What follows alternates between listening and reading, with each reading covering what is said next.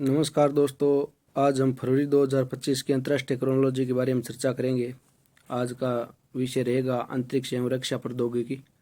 चलिए शुरुआत करते हैं। किन किन बिंदुओं पर चर्चा करेंगे। इसरो का 100वां मिशन सफलतापूर्वक लॉन्च। भारत बना अंतरिक्ष सफल डॉकिंग करने वाला चौथा देश। ब्लू ओरिजिन का न्यू ग्लेन रॉकेट लॉन्च। चीन ने लॉन्च किया पाकिस्तान का उपग्रह। डीआरडीओ ने किया स्क्रैमजेट इंजन का ग्राउंड परीक्षण। भारत ने किया ड्रोन रोधी माइक्रो मिसाइल सिस्टम का परीक्षण। युद्ध क्षेत्र निगरानी प्रणाली संजय का शुभारंभ। प्रधानमंत्री ने किए 3 युद्धपोत राष्ट्र को समर्पित। बहुउद्देशीय पोत उत्कर्ष लॉन्च। नाग MK2 कार्य क्षेत्र मूल्यांकन परीक्षण। चलिए इनकी विस्तृत चर्चा करते हैं। इसरो का 100वां मिशन सफलतापूर्वक लॉन्च। भारतीय अंतरिक्ष एजेंसी ने अपना ऐतिहासिक 100वां मिशन आंध्र प्रदेश के श्रीहरिकोटा सतीश धवन स्पेस सेंटर से 29 जनवरी 2025 को सफलतापूर्वक लॉन्च किया। कहाँ से? आंध्र प्रदेश के श्रीहरिकोटा सतीश धवन से। कब? 29 जनवरी 2025 को। 10 अगस्त 1979 को श्रीहरिकोटा से पहले सैटेलाइट लॉन्च व्हीकल मिशन के बाद इसरो का यह 100वां मिशन था। यानी पहला कब हुआ था? 10 अगस्त 1979 को। इसरो ने अपने 100वें मिशन में GSLV F-15 रॉकेट द्वारा 2250 किलोग्राम नेविगेशन सैटेलाइट NV-02 को प्रक्षेपित किया। यह GSLV श्रृंखला का 17वीं उड़ान थी और यह स्वदेशी क्रायोजेनिक चरण की 11वीं उड़ान थी। NVS-02 के बारे में, एक नेविगेशन सैटेलाइट है जो जियो सिंक्रोनस ट्रांसफर ऑर्बिट से स्थापित किया गया। इसके द्वारा भारत अपने नौविक सिस्टम को मजबूत करेगा। इसे UR सैटेलाइट सेंटर में डिजाइन विकसित और तैयार किया गया। कहाँ? UR centre. यह पूरा भारतीय नेविगेशन प्रणाली navigation with Indian constellation system के लिए दूसरी पीढ़ी के उपग्रहों का हिस्सा है। इससे पहले दूसरी पीढ़ी के सैटेलाइट NVS-01 को 29 मई 2023 को GSLV F-12 द्वारा लॉन्च किया गया था। कब? 29 मई 2023 को। इसका उद्देश्य भारत और इसके आसपास 1500 किलोमीटर दूरी तक सटीक स्थिति, वेग और समय सेवाएं प्रदान करना है। कितनी? 1500 किलोमीटर तक की दूरी के। इसमें भारत की सटीक समय जानकारी देने के लिए एक परमाणु घड़ी भी लगाई गई है। कौन सी? परमाणु घड़ी, जिसे रूबिडियन एटॉमिक फ्रीक्वेंसी सैटेलाइट स्टैंडर्ड भी कहा जाता है।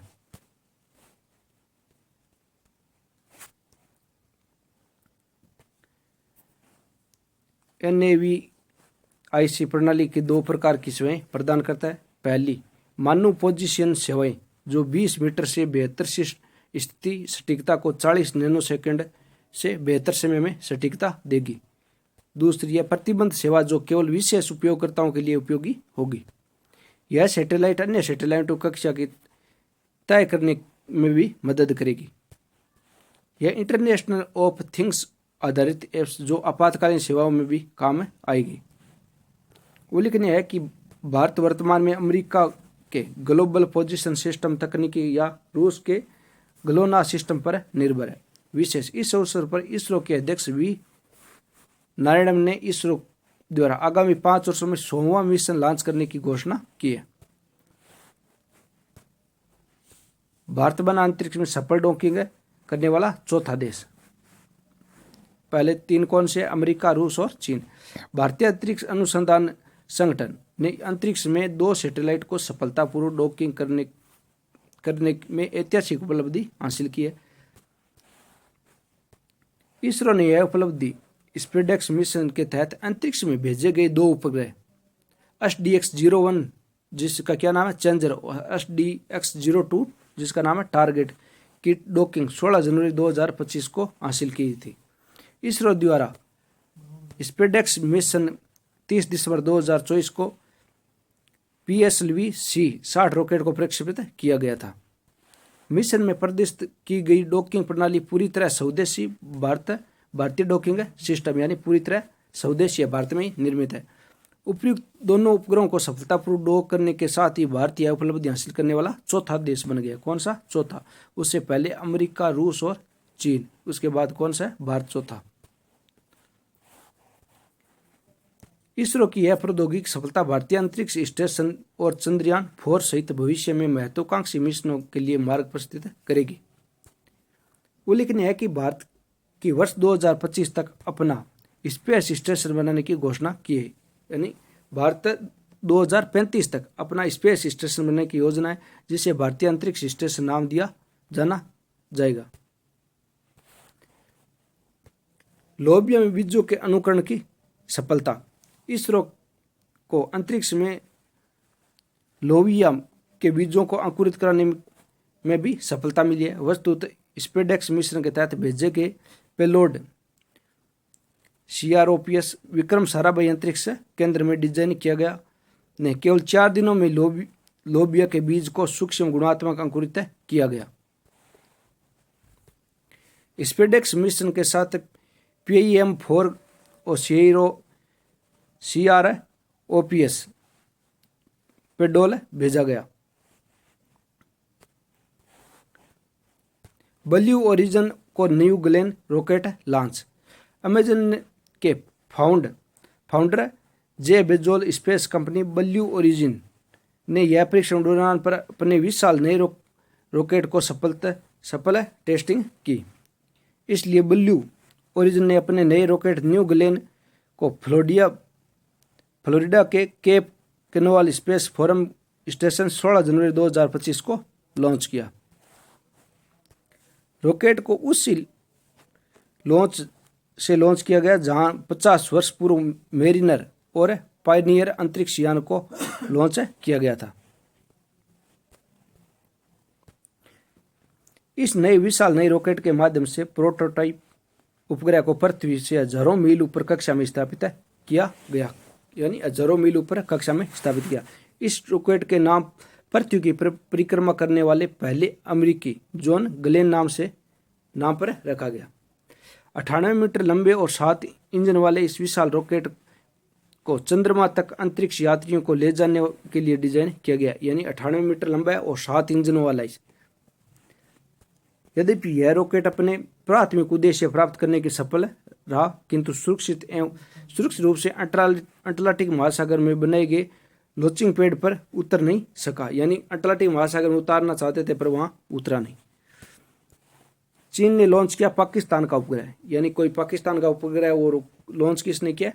चीन ने। पाकिस्तान के उपग्रह चीन द्वारा अपने जी कवान उपग्रह प्रेक्षण केंद्र में लॉन्ग मार्च 2D रॉकेट 17 जनवरी 2025 को सफलतापूर्वक अंतरिक्ष में प्रक्षेपित किया।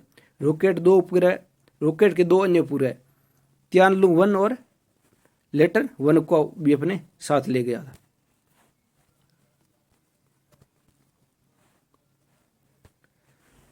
पाकिस्तान के space and upper atmosphere research commission के अनुसार पाकिस्तान का यह पहला स्वदेशी इलेक्ट्रो ऑप्टिकल उपग्रह था, यानी पाकिस्तान का यह पहला स्वदेशी उपग्रह था। पाकिस्तान ने यह उपग्रह PRSPO EO-1 नाम दिया। प्राकृतिक संसाधनों की निगरानी और प्रबंध, आपदा प्रबंध और शहरी नियोजन और कृषि विकास पाकिस्तान की क्षमता सुधार करेगा। इसरो पहले पाकिस्तान के एक बहु मिशन संचार उपग्रह पाक अमम-1 को भी 30 मई 2024 को चीन ने लॉन्च किया था। रक्षा प्रौद्योगिकी। भारत ने किया ड्रोन रोधी माइक्रो मिसाइल सिस्टम का परीक्षण। कौन सा? ड्रोन रोधी। भारत ने स्वारम ड्रोन खतरों का मुकाबला करने के लिए डिजाइन किए गए स्वदेशी रूप से विकसित माइक्रो मिसाइल प्रणाली का सफलतापूर्वक परीक्षण किया, यानी यह भी स्वदेशी था, भारत में निर्मित था। इस माइक्रो मिसाइल प्रणाली 2 सफल परीक्षण 12 व 13 जनवरी 2025 को ओडिशा के गोपालपुर की समुद्री फायरिंग रेंज में किया गया। कहाँ से? उड़ीसा से।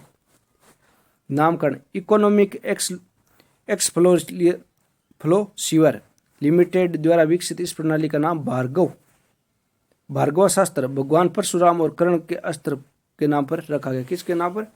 भगवान परशुराम और कर्ण के अस्त्रों के नाम पर।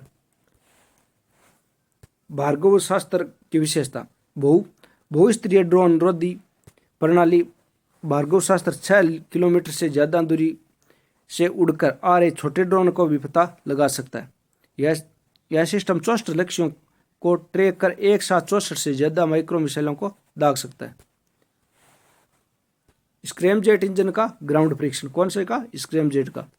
रक्षा अनुसंधान एवं विकास संगठन ने देश में पहली बार 120 सेकंड के लिए अत्याधुनिक सक्रिय कूल्ड स्क्रैमजेट कॉम्बस्ट ग्राउंड टेस्ट जनवरी 2025 को संपन्न किया। इस परीक्षण में भारत को 9वीं पीढ़ी हाइपरसोनिक मिसाइल के निर्माण की क्षमता विकसित करने में सफलतापूर्वक महत्वपूर्ण उपलब्धि हासिल हुई। वस्तुत लंबी अवधि की सुपरसोनिक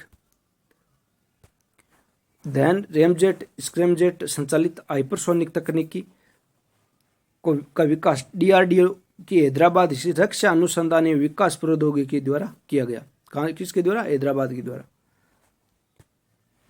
इसके लिए डीआरडीएल और विज्ञान और प्रौद्योगिकी विभाग प्रयोगशाला द्वारा संयुक्त रूप से एक नया उन्नत सिरेमिक टीबीसी विकसित किया गया जिसमें उच्च तापीय प्रतिरोध है।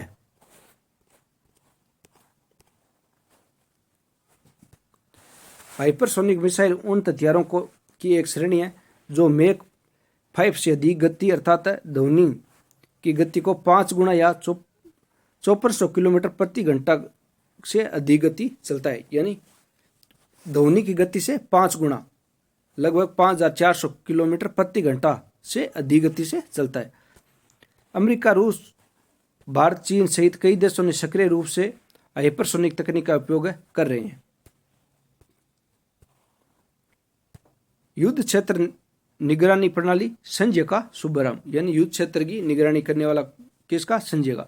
भारतीय सेना की निगरानी टोय क्षमता के आधुनिकीकरण दिशा में एक बड़ा कदम के रूप में रक्षा मंत्री राजनाथ सिंह, रक्षा मंत्री कौन है वर्तमान? राजनाथ सिंह ने युद्ध क्षेत्र निगरानी प्रणाली संजय का शुभारंभ 24 जनवरी 2025 को किया। विकास। संजय प्रणाली को भारतीय सेना और भारतीय इलेक्ट्रॉनिक लिमिटेड के बीच संयुक्त सहयोग से स्वदेशी रूप से विकसित किया गया। पूर्ण रूप से स्वदेशी। इस प्रणाली को मार्च अक्टूबर 2025 के दौरान 3 चरणों में भारतीय सेना के परिचालन ब्रिगेड डिवीजनों और कोर में लागू किया जाना है। संजय के बारे में। संजय एक स्वचालित प्रणाली है यानी ऑटोमेटिक जो सभी जमीनी और हवाई युद्ध क्षेत्रों में सेंसर की से जानकारी को एकीकृत करेगा। सेंसर लगा होगा उससे जानकारी लेगा। विषय रक्षा मंत्रालय द्वारा 2025 में भारतीय सेना के लिए सुधारों का वर्ष घोषित किया। यानी 2025 को भारतीय सेना के लिए सुधारों का वर्ष घोषित किया गया। प्रधानमंत्री ने किए 3 युद्धपोत राष्ट्र को समर्पित। नौसेना के 3 अग्रिम लड़ाकू जहाजों को प्रधानमंत्री नरेंद्र मोदी ने मुंबई के नौसेना डॉकयार्ड से 15 जनवरी 2025 को राष्ट्र को समर्पित किए। कब? 15 जनवरी 2025 को। राष्ट्र को समर्पित किए गए युद्धपोतों में INS सूरत, IN नीलगिरी और INS वागीर। कौन कौन से? सूरत, नीलगिरी और वागसीर। यह पहली बार है जब एक डिस्ट्रॉयल, एक ब्रिगेड और एक सबरीमन एक साथ कमीशन किया गया। इन युद्धपोतों का डिजाइन युद्धपोत डिजाइन ब्यूरो द्वारा किया गया जबकि इनका निर्माण मंझगांव डॉक शिपयार्ड से किया गया। कहां से? मंझगांव। INS सूरत दुनिया में सबसे बड़े और सबसे आधुनिक विध्वंसक जहाजों में INS सूरत 15B डाइडेड मिसाइल विध्वंसक परियोजना का चौथा और अंतिम जहाज है। 164 मीटर लंबे युद्धपोत का वजन कितना है? 7400 टन। अत्याधुनिक हथियार, सेंसर और पैकेज, उन्नत नेटवर्क, केंद्रीय क्षमता को लेंस IN सूरत 75% सामग्री स्वदेशी है। यानी इसमें 75% सामग्री स्वदेशी लगाई गई है और 25% है विदेशी। INS नीलगिरी यह P-17L स्टील्स फ्रिगेट परियोजना का पहला जहाज है।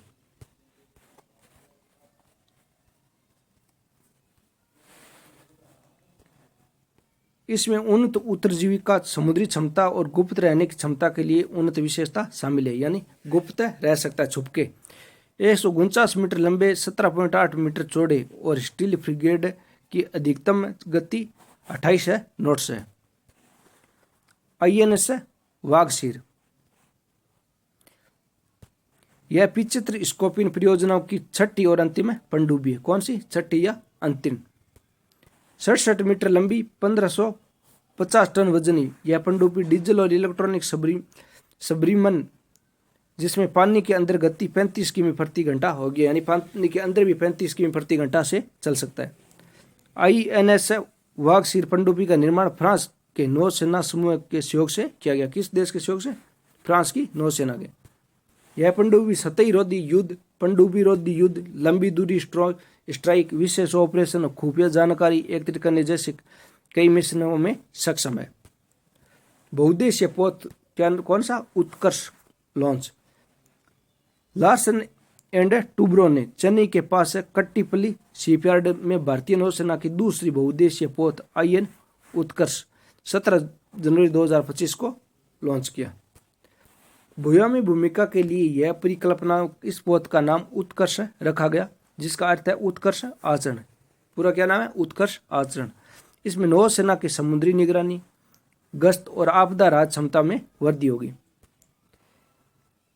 LAT शिवलियर्ड लिमिटेड द्वारा निर्मित इस पोत को 15 समुद्री मील से अधिकतम गति प्राप्त करने के लिए डिजाइन किया गया, यानी 15 समुद्री मील से अधिक गति।